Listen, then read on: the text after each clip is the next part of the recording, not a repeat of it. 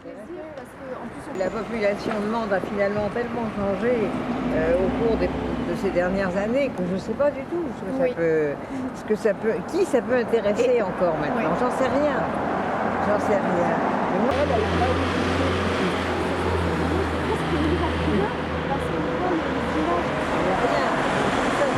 Tout a été démoli là, mais alors complètement. Et j'ai des photos, vous devez les avoir d'ailleurs, des photos qui sont prises de haut, où on voit tous, donc on a tous perdu des tas de gens. Moi j'ai retrouvé une photo l'autre jour du personnel de la mairie à l'époque des cartes d'alimentation par exemple. Et il y a une photo avec une vingtaine de jeunes femmes, il n'y en avait pas une seule qui est sortie.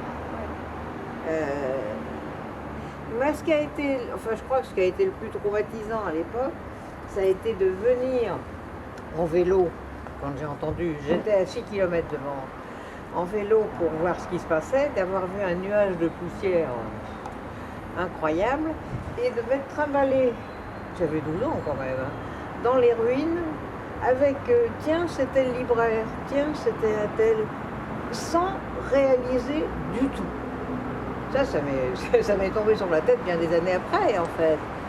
Mais, tiens, bah oui, il y a celui-là aussi. Puis là, c'était un tel, mais les voir sortir, de les voir... les gens que je connaissais, enfin, c'est très traumatisant, finalement, pour un gamin. Mais on le réalise quand on est adulte. Un gosse ne réalise pas, vraiment. Et, alors, ma mère a été tuée, moi, à la mairie de Mende. Elle avait rejoint mon père à la mairie. Et mon père a été sans mémoire pendant 2 ans, traumatisé pendant 2 ans.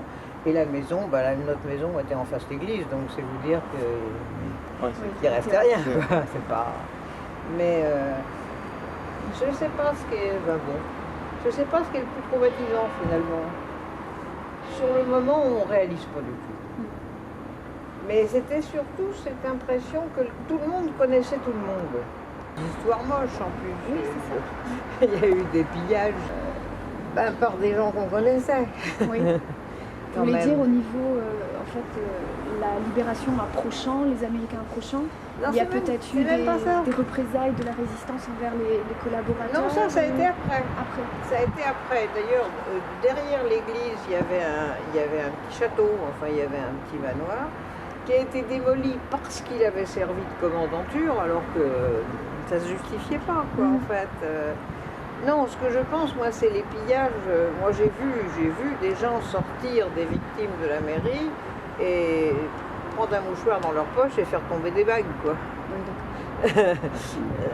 Bon. Sans plus de respect pour les victimes, finalement. Ouais. Et je l'ai revu quelques années après et j'ai pas voulu lui dire bonjour, il n'a jamais compris pourquoi, je crois. Mais, ça, c'est des trucs, c'est des souvenirs annexes. Mais avant les bombardements, il y a eu aussi, effectivement, la collaboration avec...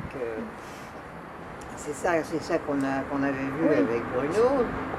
Oui, moi ça m'intéressait beaucoup justement savoir comment s'était passée l'occupation allemande, comment avait réagi la population.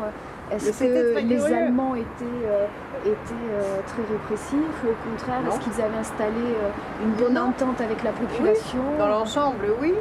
Et par contre, il y avait des dénonciations par sac entier. Oui. Moi, je me souviens que ma mère, une fois, me conduisait à l'école et qu'on avait rencontré la secrétaire de la commandanture qui lui a dit « Venez voir ». Et on avait des sacs de dénonciation tous les matins, elle avait ça. Oui. Donc il y avait ça. Il y avait aussi quelques jeunes garçons qui se sont engagés dans les troupes allemandes. Ah oui, d'accord. Ces événements, ces drames qui se sont déroulés sous les yeux, et comment justement est préservé l'enfant à travers la guerre. L'enfant, il n'a pas été préservé du tout. C'est ça, comment l'enfant se rend compte de ce qui se passe. C'est vrai que du coup, ça donne une impression complètement différente de ce qu'elle peut être pour nous. Mais de toute façon, il n'était pas, il n'était pas question d'être préservé du tout, puisque je me suis retrouvée chef de famille il y a 12 ans, avec la maison démolie, mon père à l'hôpital et ma mère tuée. C'est même plus des impressions, c'est qu'on n'a même pas le temps de penser. Hein. C'est pas... Oui. Mais on tombe dans l'âge adulte en 24 heures d'ailleurs dans les Google. C'est vrai. C'est sûr. Et oui, c'est vrai. Mais moi j'ai mis des années quand c'est revenu après. C'était un peu dur à réaliser. Ouais. Bien sûr. Et mon père qui dessinait a recommencé à dessiner, à faire des caricatures avec un style qui avait changé. C'est marrant. Il mettait l'accent sur des choses différentes, non? Il avait changé de façon de dessiner. La même personne dessinée avant et après était différente. C'était très curieux quand même. Comme quoi ça a choqué. Bien sûr. Oui, et vous parliez donc du coup des Montais qui se sont engagés dans les troupes allemandes. Oui, moi je me souviens, et ça j'en avais parlé avec Bruno parce qu'on connaissait ce nom-là tous les deux. Et moi je me souviens très bien de garçons qui étaient un peu plus âgés que moi, qui avaient au lycée de 18 ans, qui se sont trimballés en uniforme noir dans Nantes. Ça faisait quand même un peu drôle. Hein. Mais la population le prenait mal d'ailleurs. Mais tout ça, c'était larvé, les gens ne parlaient pas trop. Puis il y avait à s'occuper du quotidien, quand même, du ravitaillement, ce qui n'était pas gagné non plus. Ouais. Il y avait quand même le bagarre pour trouver à manger. Hein. Oui. Mais d'autant plus pendant les bombardements, ça a dû ça a été la période la plus difficile. Parce que Mantes finalement était plus ou moins coupé. De 44 à 46, quoi. En principe, ça a été vraiment la période... Puis enfin, il n'y avait plus rien. Oui, même au-delà de la libération. Même au-delà de la libération. La période au moment de la libération, on a pu troquer des trucs avec les soldats américains. Oui. Mais non, la période la plus dure, ça a été vraiment celle-là. Oui, parce que Mantes a mis du temps à se reconstruire, à se relever des ruines. Il a fallu déblayer d'abord. Oui, j'avais lu effectivement que Mantes n'avait absolument pas les moyens de déblayer les décombres et que ça a mis un temps fou. On n'avait pas les moyens de secourir les victimes. Non.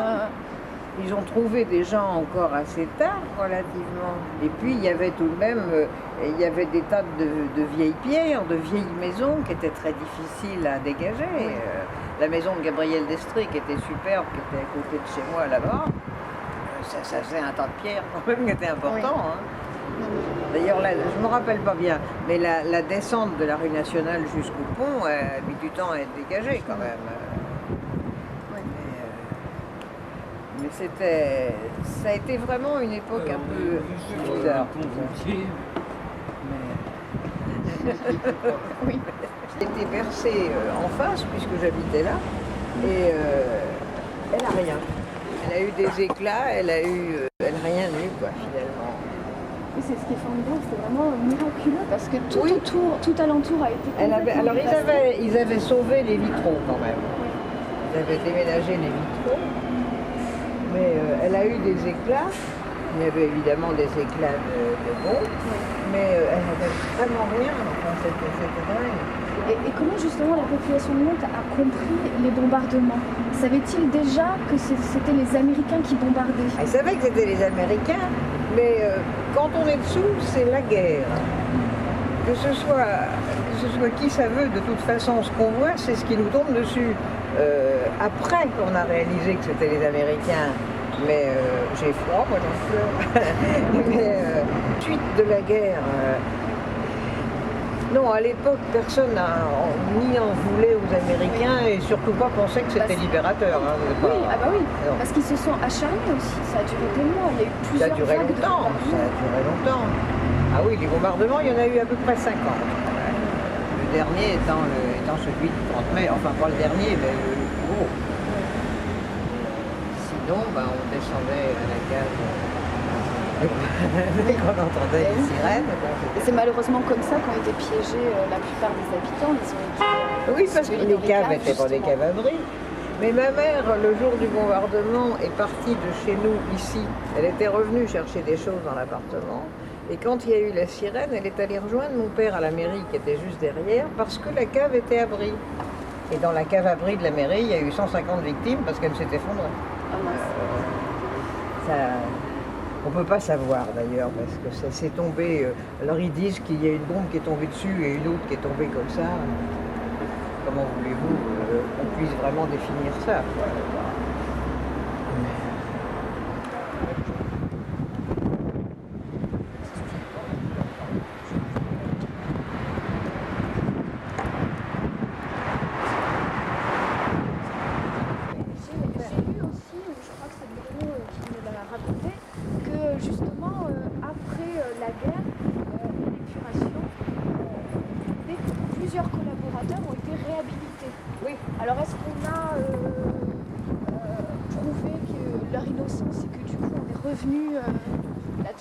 Je sais pas. Je sais pas, parce qu'il y a eu des... Enfin, moi j'ai des souvenirs d'enfance tout à fait bizarres. C'est que je me souviens, mon père était allé faire des caricatures chez des gens qui étaient des collaborateurs notoires, dans lesquels il y avait un gars que j'ai vu après comme sous-préfet de Nantes. J'ai jamais compris s'il était collaborateur ou s'il était infiltré là, finalement. Et ça, ces choses-là, on ne peut pas les savoir après. C'était pas... Et oui, effectivement, il y en a beaucoup aussi.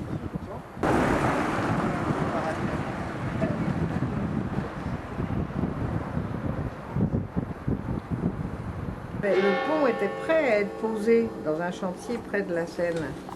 Oui. Donc on pouvait, ça pouvait faire une passerelle pour le débarquement, quoi, pour lutter contre ça. Et comme ils ne voulaient pas que le débarquement, enfin que les gens qui les voulaient de Normandie puissent passer, c'est pour ça qu'ils ont bombardé. C'est qu'évidemment là, c'était impossible de passer. Et ça, de toute façon, ils ont bombardé systématiquement tous les ponts Oui. qui allaient jusqu'à Paris de la Seine. Et moi, je me souviens, alors tout à fait à la fin, on avait les Américains sur la colline de Maillanville et le reste des Allemands sur la colline de Saint-Sauveur. Et on était entre les deux. On était entre les deux.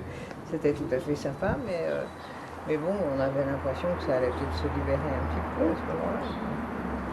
Et justement, à la Libération, comment s'est passée la confrontation entre Allemands, Américains et Français? Les Allemands, on les a vus partir la nuit, sac au dos et très subrepticement, en fait, on les a vus.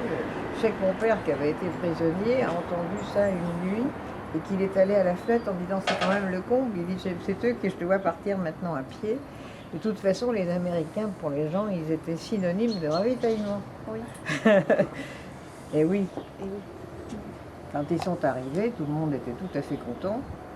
La libération, c'était aussi synonyme que tout allait aller bien. Ce qui n'était pas tout à fait exact. Mais enfin, pas tout de suite. Quoi. Oui. Mais... Et justement, donc il n'y a pas eu du tout je veux dire, les... Oui, après c'est sûr qu'on a un instinct de survie, donc on pense d'abord au ravitaillement, oui. Mais il n'y a pas du tout eu... Enfin, je veux dire, on voit des scènes de libération de l'IS, où la population les accueille, les fleurs à la main, etc. Si, on a eu ça, on a eu ça, mais surtout sur le secteur de Mantes-la-Ville, quand ils sont descendus de la colline, oui. Parce que Mantes-la-Ville avait très peu été bombardée, oui. Donc les gens n'étaient pas concernés de la même façon. Oui. Maintenant, quand ils sont arrivés dans Mantes, je ne sais pas. Oui, parce que je me posais justement comment ont-ils été accueillis, parce que vu que effectivement tout le monde a eu dans sa famille ou un proche, connaissait quelqu'un qui a malheureusement péri sous les bombardements, comment accueillir avec chaleur les hommes qui sont quand même responsables je ne crois pas que le parallèle ait été fait à ce moment-là. Je ne crois pas. Je crois qu'il y avait d'une part la guerre qui nous est tombée dessus et d'autre part les libérateurs. Et je ne pense pas qu'ils aient fait l'amalgame à ce moment-là. C'est que peut-être plus tard qu'on a compris. Probablement plus tard, quand tout c'est un peu tassé. C'est un peu tassé. Parce que là, je ne me souviens pas de mouvement d'humeur de qui que ce soit vis-à-vis des Américains. On les a pas tenus responsables. Non, pas à ce moment-là. D'accord. Mais moi, je me souviens, j'avais rencontré ma correspondante américaine et elle m'avait demandé comment ça s'était passé, la guerre, etc. Et elle m'avait dit, vous avez subi des bombardements allemands? Et je lui ai répondu non, américains. Et j'ai réalisé tout à coup que j'étais en train de lui dire que c'était les gens de chez elle. Oui. Et c'est ce qu'on a du mal à comprendre justement quand on voit ça de l'extérieur. On se dit comment comment les Américains ont pu justement s'acharner à bombarder Nantes, sachant les coups. Alors il semblerait qu'ils avaient prévu pour qu'il y ait des endroits qui soient vidés. Maintenant, moi ça, je ne peux pas le savoir. J'ai entendu dire ça par la suite. Ils disaient qu'ils avaient prévenu par la radio, par les chaînes clandestines, enfin, qu'ils allaient bombarder et qu'il fallait que les gens soient ailleurs ou dans les abris. Mais ça, je ne peux pas le savoir. Toujours est-il que c'était à midi, un mardi à midi, et que tout le monde était au boulot ou chez eux. Oui, donc en pleine influence. Oui, bien sûr. Moi, je me souviens que ma maison, c'était l'heure où les gens faisaient cuire des choses, donc ça a brûlé, quoi. C'était la pression. décapitation. Et oui, non, c'était l'heure. Mais non, cet amalgame avec les Américains, je n'ai pas souvenir que ça a été fait à aucun moment. Peut-être aussi parce que la population manquait d'informations. Il n'y avait pas d'informations. Ouais, c'est ça. On ne savait pas forcément c'est là on où... savait que c'était la guerre, qu'on était bombardé, mais est-ce qu'on avait vraiment les informations pour savoir que c'était les Américains qui étaient de l'autre côté de la Seine et qui bombardaient par avion? Il y avait une espèce de bouche-oreille quand même, les gens qui étaient au courant le racontaient, mais on n'avait aucune information. Quand on pense à la façon dont on est submergé d'informations maintenant, là il y en avait oui. C'est ça, moi je me posais justement cette question parce qu'à une époque où effectivement il y a peu de presse et la presse est contrôlée parce qu'on est sous l'occupation allemande. De toute façon, tout était démoli. Oui, mais l'imprimerie était démolie. Oui. Donc, dans les journaux locaux, les 2 imprimeries de Mantes étaient cassées. De toute façon, il n'y avait pas de journaux. Il n'y avait plus de journaux déjà. Et non. C'est ça, on n'avait rien qui doit être difficile à comprendre. Moi, je sais que j'ai des enfants qui ont eu beaucoup de mal à comprendre ça. Oui. C'est que, non, ça, il n'y avait pas. Oui. Il n'y avait pas. Et puis, les postes de radio nous disaient ce qu'ils voulaient, et pas toujours, pas tout le temps, dans de mauvaises conditions d'écoute en plus.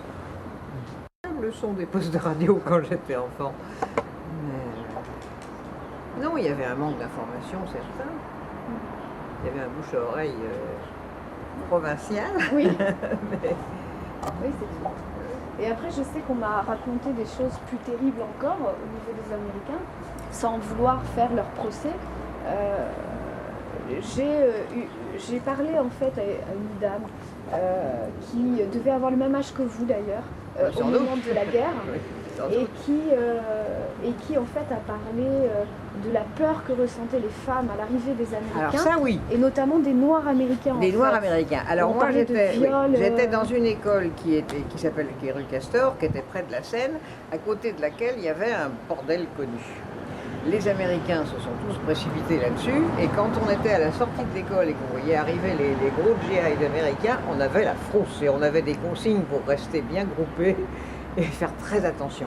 Et là où c'était dangereux, c'est qu'ils venaient tambouriner dans les maisons pour vendre ce qu'ils avaient, pour avoir de l'argent pour pouvoir aller dans ce machin.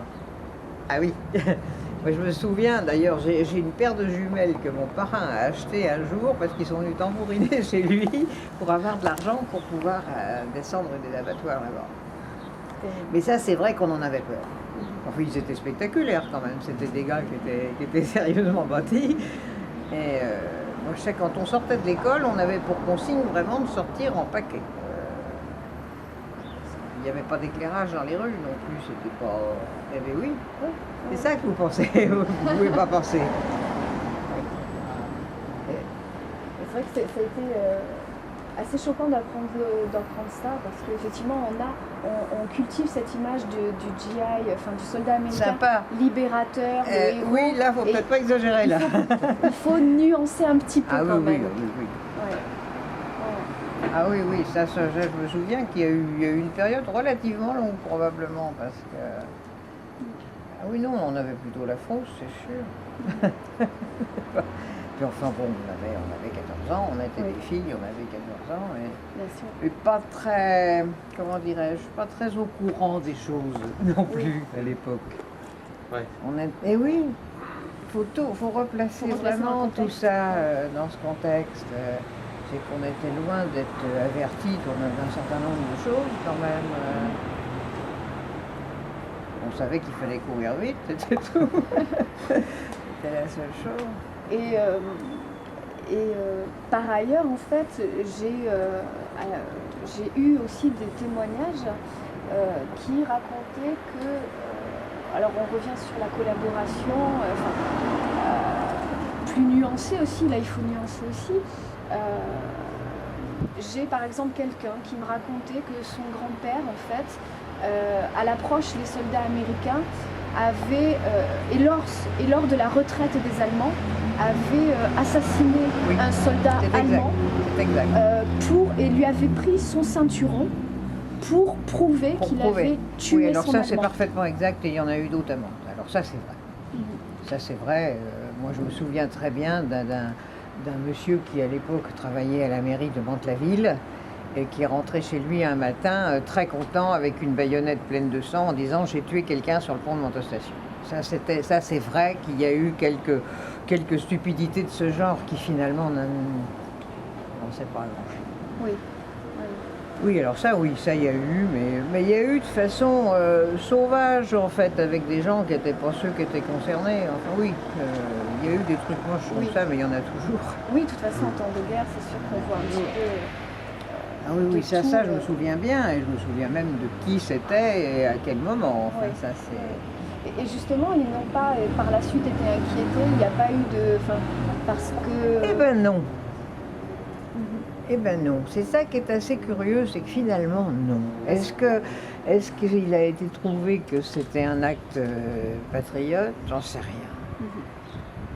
Je sais pas, mais je n'ai pas de souvenir. Enfin, ce monsieur-là, moi, je l'ai connu longtemps. Je n'ai pas de souvenir qu'il ait été enquiquiné pour Parce que moi, le témoignage que j'en avais eu, donc le grand-père racontait ça de manière un petit peu honteuse quand même. Oui, ça se comprend assez bien quand même. Il ne l'a raconté qu'au dernier moment de sa vie. Et donc il racontait qu'en fait, ils avaient avec 2-3 compagnons, donc ils devaient avoir une vingtaine d'années à l'époque, et il racontait qu'ils avaient tendu une embuscade. Ils s'étaient cachés dans des champs, et que alors que les Allemands passaient à bicyclette, il y en a un qui s'était un petit peu retardé et qui était arrêté, et ils lui ont tiré dessus dans le dos. Et que lorsqu'ils sont allés ramasser le cadavre, qu'ils l'ont retourné, il avait cette image qui donc le marquait jusqu'à la fin de sa vie, parce qu'il s'était aperçu que l'homme qu'il avait tué d'une balle dans le dos était plus jeune que lui. Oui. Et que c'était vraiment finalement un acte comme terrible. réaction, là. Voilà. Hein. C'était... Tandis que là celui dont je me souviens, moi, c'était un jeune type qui a été tué. Oui. Ça, c'est sûr. Un jeune soldat. Enfin, le gars qui rentre chez lui avec la baïonnette en disant « je suis contente, j'en ai eu un », quand même. Oui, parce que justement, on peut penser qu'ils ont effectivement tué leur Allemand, comme ils disaient. Oui, c'est ça. Pour peut-être contrebalancer, non pas une collaboration, mais une bonne entente avec l'Allemand, et peut-être à l'heure de l'épuration, justifier effectivement, ils ont été de bons patriotes. Je sais pas. C'est vrai que c'est difficile. C'est vraiment difficile de savoir la motivation. Et c'est justement ce qui on a maintenant des gens qui se mettent à tuer n'importe qui sans une vraie raison non plus. Alors exacerbé par la guerre, je sais pas. Oui. Je sais que oui, ça a existé, c'est certain. Ça a existé. Mais, il y a eu le retour des camps. Ça a été encore autre chose. Ça. Les gens qui ne reviendraient pas, qu'on connaissait tous, et qui ne sont pas revenus. Et ça a été vraiment, alors ça a été la fin de la guerre, puisque c'était vraiment vers 1945. Et alors ça a été vraiment, à Mantes, ça a été ça, tel commerçant qu'on connaissait bien, qui n'est pas revenu. Dans les salles de classe, les places qui ne reviendraient pas. Voilà. Ça a été un autre épisode. Je ne sais pas comment la population réagissait à ça. Moi, je sais que je l'ai ressenti durement, là, parce que le marchand de parapluies, le marchand de couleurs, le marchand de... Les visages familiers disparaissaient. Bien sûr, ils sont jamais revenus, quoi. Ils ont été dénoncés, bien entendu. Ça, c'est pas... On savait aussi par qui, justement Non, on ne sait jamais très bien. On ne sait jamais très bien, mais enfin, s'ils ont été envoyés dans des camps, c'est parce qu'ils étaient juifs et qu'ils ont été dénoncés, quoi. Et justement, c'est vrai que c'est troublant de voir que certains collaborateurs ont été fusillés, liquidés, sans procès finalement. Sans procès. Et qu'il y a eu des représailles terribles, même au niveau des femmes d'ailleurs. Et parallèlement, il y en a d'autres finalement qui ont commis des actes aussi terribles et qui s'en sont sortis dans l'ensemble, indemnes. J'ai pas l'impression, je ne me rappelle pas qu'il y ait eu une punition quelconque pour qui que ce soit. Ça, c'est sûr que, quelles que soient les abominations qui ont été commises, je ne me souviens pas du tout qu'il y ait eu quoi que ce soit. Alors, ça aurait pu quand même. Alors les gens ont quelquefois boudé la famille qui avait eu des garçons qui s'étaient engagés dans les SS. Bon, les parents ont été snobés par la population en disant bon, on ne parlera pas à ces gens-là, ils ont collaboré, mais je ne sais pas du tout comment ça s'est passé par la suite, quoi, j'en sais rien. Et on n'a pas vu du coup à Mantes de scènes d'épuration tragiques. On a eu les femmes qui ont été tendues. Les femmes qui ont été ça, tendues. bien sûr. Ça, c'est un de mes plus sales souvenirs, ça. Mais alors, d'autant plus que j'en ai un souvenir qui est un peu bizarre avec ça.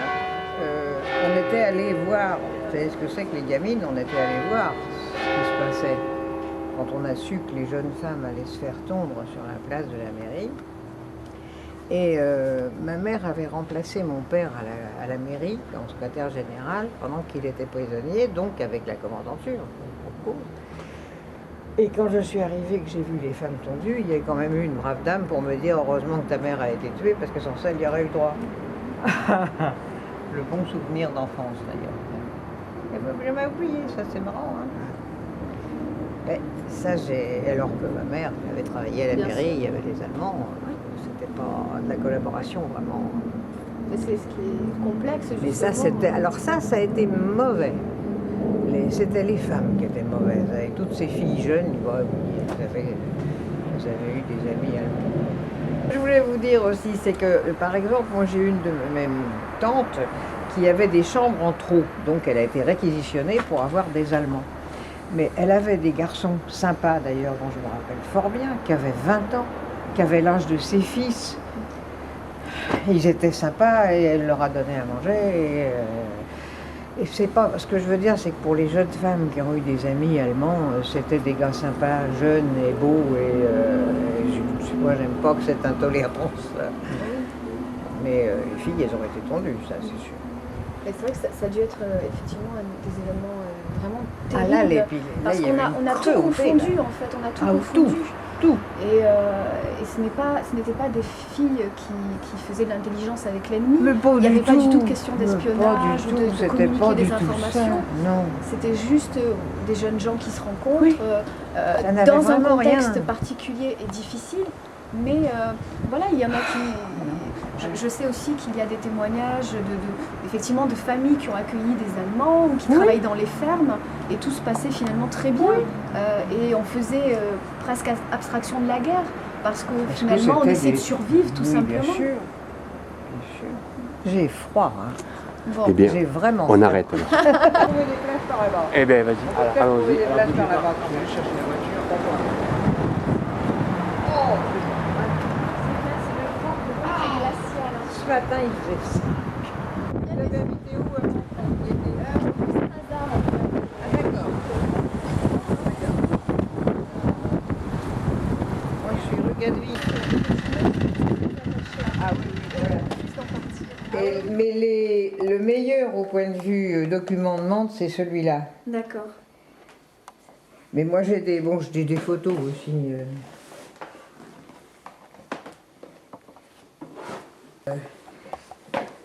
Là,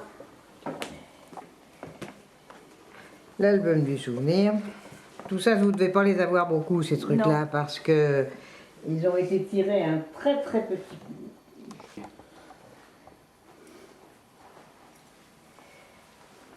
Ça, c'est bon aussi comme document, ça. Mais ça, c'était vraiment tiré, je pense, par les journaux locaux et en très très peu d'exemplaires.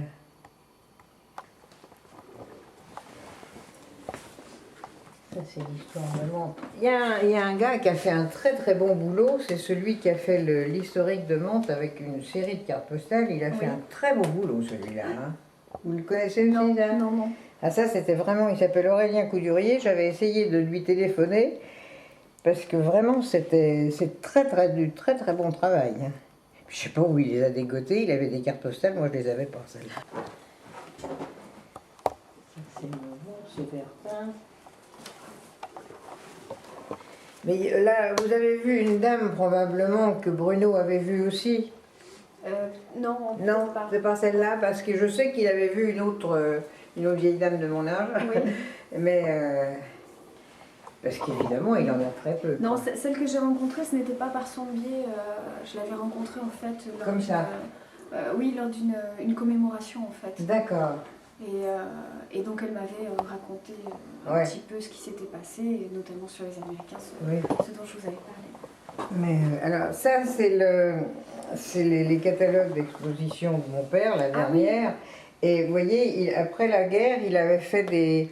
Ah, c'est très intéressant. Il avait fait une aquarelle dans les ruines. Il était retourné près de sa maison. Il est allé refaire des dessins. Bon, je vous laisse, je vous fais des cafés. Moi par contre, je n'en prendrai pas. Je ne prenais pas le café. Non, moi, j'en prends pas. Ah bon? Il y a que moi alors? Bah sinon... Monsieur, non? Non, il n'en veut pas. Non plus? Mais ne le faites pas exprès pour moi. Ah bah, je vais m'en faire un aussi. Ah bon, Eh ben, allez-y.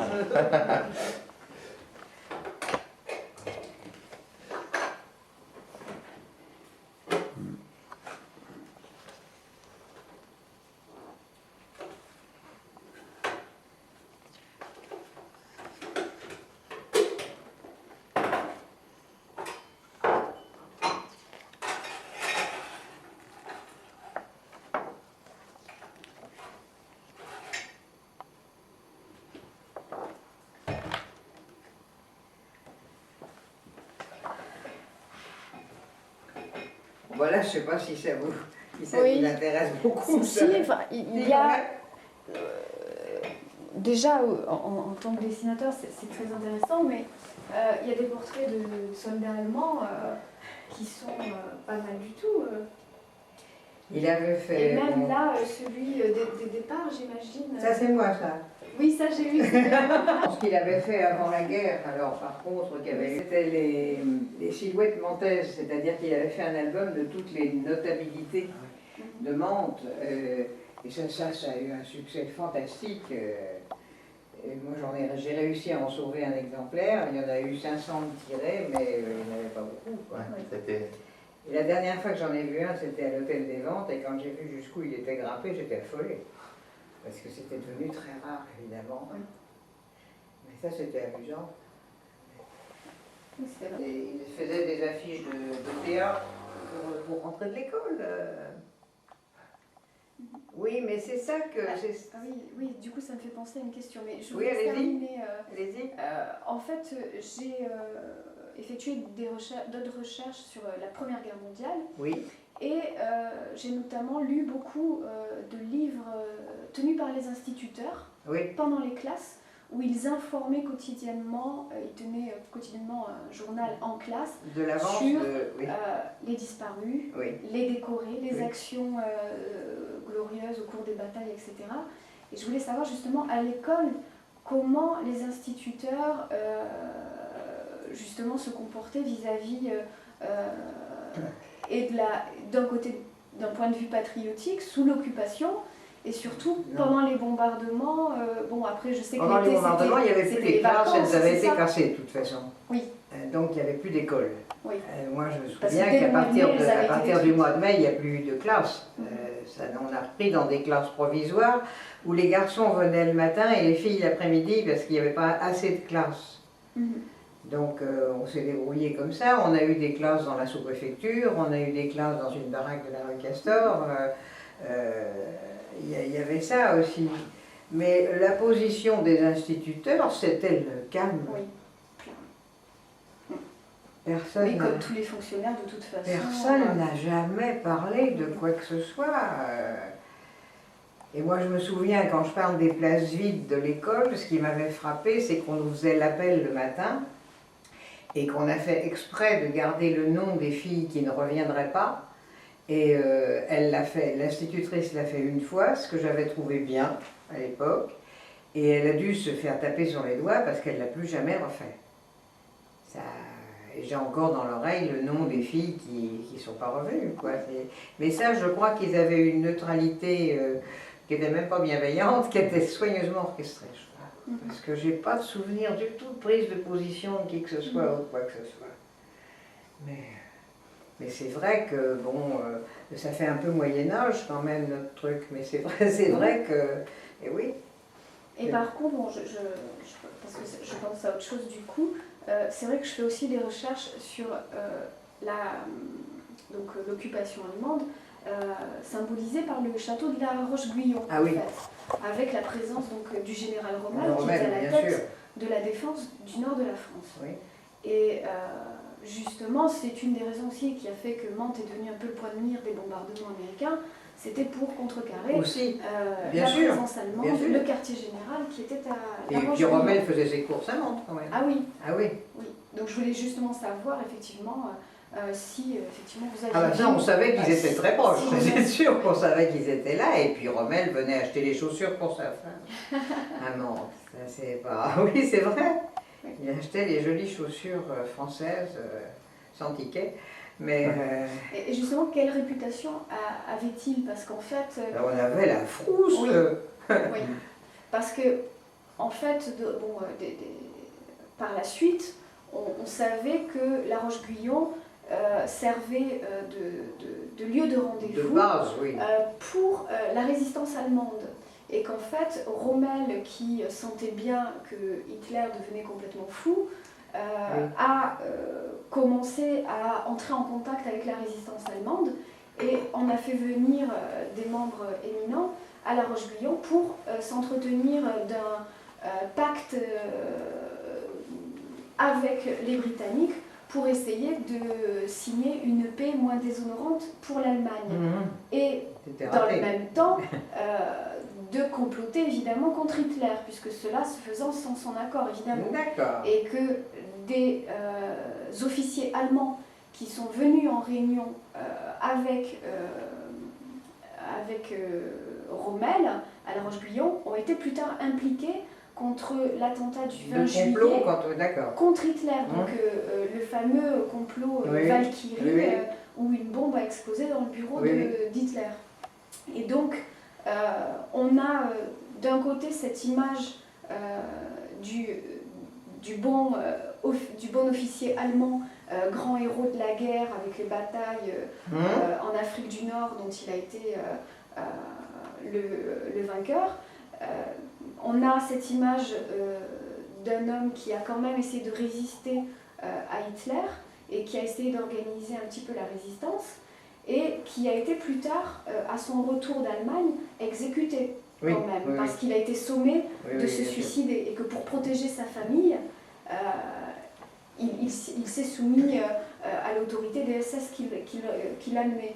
Et en fait, depuis 2 ou 3 ans, en Allemagne, il y a certains historiens qui reviennent sur cette période, sur cette image, et qui en fait voudraient laisser penser que Rommel finalement avait un double jeu et que finalement il voulait juste faire sortir de l'ombre les résistants, l'opposition allemande.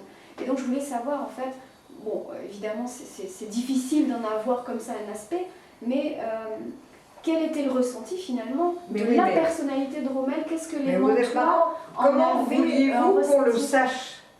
C'est ça, c'est là où... Est-ce qu'il y a des choses qui transpiraient au niveau des municipalités, etc. Dans le sens, avait-il une personnalité finalement très sévère, très nazie? Non, moi je me rappelle l'avoir vu. Était-il sympathique en fait? Je me rappelle l'avoir vu avec cette prestance d'officier allemand. Bon, on disait tiens c'est Rommel, il vient faire ses courses, tout le monde se tenait vraiment tranquille, mais l'information ne circulait pas. Oui. Mais il y a un débrief au cours de l'histoire sur les recherches et peut-être voilà, ce qui en a découlé. Mais à l'époque... Mais non, rien de passé, vous avez entendu les choses. Savoir s'il y avait... Quel était le ressenti autour de la personnalité de Rommel et des officiers allemands?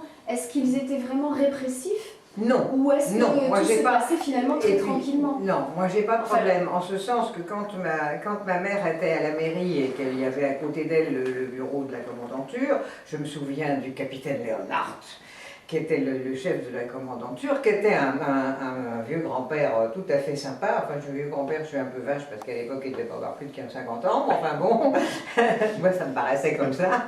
Mais je n'ai aucun souvenir, ils étaient plutôt sympas. Oui. dans l'ensemble, à l'occupation, moi je n'ai aucun mauvais souvenir de l'occupation dans les rapports quotidiens, dans les commerces. Bon, il y avait Alix qui était pâtissier à Mantes où les Allemands allaient chercher leur goûter. Finalement, est-ce que c'est plus la dimension qu'il y a autour de la guerre qui fait que la dramaturgie se trouve là, en fait, la peur se trouve là, mais qu'au final, dans les moments du quotidien, bien qu'on sache que bien sûr c'est la guerre et que ce soit traumatisant, au jour le jour... Non, au jour le jour, c'était vivable. C'était vivable. On n'a pas cette notion en fait d'ennemi, non. en fait. C'est ça, non. surtout je voulais dire. Non, moi je ne l'ai pas. Enfin, la cohabitation. J'étais quand même très jeune, donc est-ce que mon impression est peut-être pas bonne, oui. Mais un enfant quand même s'aperçoit s'il y a un climat qui n'est pas bon. Je me souviens pas de ça. Et avec les années qui passent, est-ce que justement on relativise et qu'on réalise des choses et que éventuellement en prenant conscience justement en captant des impressions, des regards. Alors si vous voulez que je vous donne vraiment l'impression que ça peut donner après des années, c'est que ce qui me reste d'impression moche, c'est le comportement français. Je n'ai pas de mauvais souvenirs de l'occupation. Je n'ai pas de mauvais souvenirs des troupes américaines en France, avec bon, quelques incidents ou quelques frictions. Ce qui m'a le plus frappé, ce sont les dénonciations et l'attitude des Français pendant la guerre. Ça, parce que ça, j'en entendais parler même étant enfant.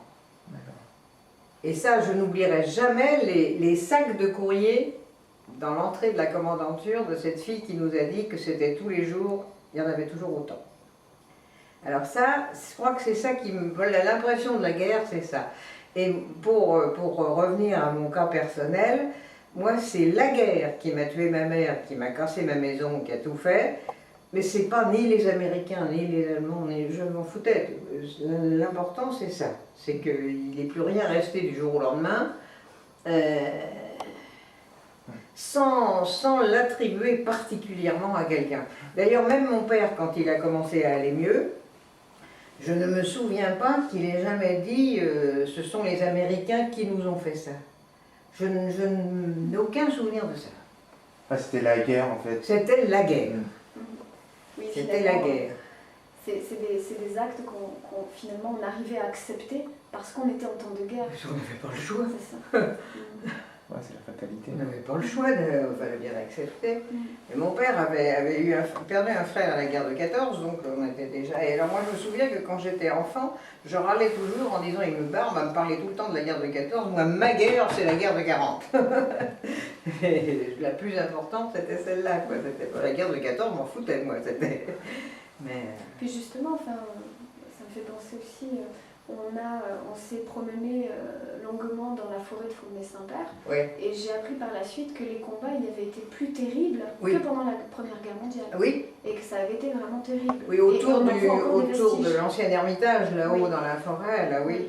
Ah oui, oui, donc Fournet-Saint-Père, Saint-Sauveur, ça a été un sale coin, ça pour ça. Mais... Oui, on voit encore en fait des trous individuels où sont enterrés les soldats, et français et allemands. Oui. Et on en voit très bien les vestiges, on les vit tout à fait. Et effectivement, on a du mal à comprendre comment les combats ont pu se passer dans la forêt. Justement, ce n'est qu'à quelques kilomètres de Mantes. Oui, mais à ce moment-là, ce que vous n'avez pas conscience, c'est qu'il n'y avait que des arbres. Oui. Il y avait des arbres loin. Jusqu'à Limay, pratiquement, il n'y avait rien. Et vers l'arrière non plus. Là, vous voyez quelque chose avec un petit peu de forêt et beaucoup de maisons autour. Mais là, non, il y avait beaucoup. Il y avait une grosse forêt. D'accord. C'est ça, c'est que vous ne vous rendez pas compte les constructions qu'il y a eu depuis quand même. Oui. D'accord. Et oui, il faut vraiment replacer ça à ce moment-là. C'est que c'était une région sauvage. Moi, on allait se promener dans la forêt de Saint-Sauveur. On y allait à pied forcément d'ailleurs. Enfin, c'était vraiment le grand désert. Hein. Il n'y avait rien. Donc, il faut vraiment replacer à chaque fois les choses comme ça. Et oui. Pour avoir la vision la plus juste. C'est le Moyen-Âge. Et du coup, vous, de Mantes, vous n'aviez pas finalement d'informations par rapport à ces... Enfin, je veux dire, quels étaient les échos que vous pouviez entendre? Non, en ce sens que moi j'étais prise dans un mécanisme de survie. Hein? J'avais pas, je dirais qu'à la limite, j'avais pas le temps de m'occuper d'autre chose. Oui. J'avais mon père qui, toutes les 5 minutes, me demandait où était ma mère alors qu'elle était morte depuis 3 mois, Oui. parce qu'il n'avait pas de mémoire du tout et qu'il ne se rappelait pas, et que ça a duré pendant des mois, qu'il fallait assurer le ravitaillement. J'avais pas le temps pour moi. Bien sûr, oui, je comprends. Et ça, au quotidien, par exemple, le ravitaillement C'était intéressant. C'était intéressant, parce qu'on avait des trucs, on avait des combines. Mon père était anti-marché noir, donc il n'était pas question de quoi que ce soit. Mais comme il avait fait des dessins, et que les dessins, il n'a jamais voulu de sa vie les faire payer, c'était un monsieur comme ça, il avait des commerçants à qui il avait fait des caricatures qui lui apportaient des trucs. Alors on arrivait avec des paquets, on ne savait pas ce qu'il y avait dedans. De temps en temps il y avait du poisson, de temps en temps il y avait de la viande, de temps en temps il n'y avait rien. Mais le ravitaillement a été très très très intéressant. On allait faire la queue à un magasin, mais on ne savait pas ce qu'ils vendaient au bout. Je me souviens de trucs comme ça, on était avec des copains et on se disait tiens t'as vu, il y a des gens qui attendent, là on va aller chercher. Et on ne savait pas ce qu'il y avait. Donc bon, on revenait avec... Mais moi je me souviens très bien avoir fait la queue une fois pour des haricots secs, un jour où il pleuvait, et que j'avais réussi à avoir des haricots secs, j'étais vachement contente. Et quand je suis sortie, le papier des haricots était mouillé par la pluie, donc ils sont tombés dans la boue. Et je me reverrai toute ma vie ramasser mes haricots les uns après les autres, pour surtout pas perdre. Mais c'était l'instinct de survie, mais finalement... Ce qui peut vous paraître étrange, c'est que c'est pas ça les pires souvenirs. Ça c'est anecdotique, c'est pas autre chose. Mais et oui, c'est l'aventure. Finalement, je crois qu'on vivait ça comme une aventure étant gosse. Je crois. C'était une épopée finalement. Oui, mais j'ai l'impression, quoi, en y repensant après, j'en sais rien. Le ravitaillement, ça a été très drôle. Dans le désordre.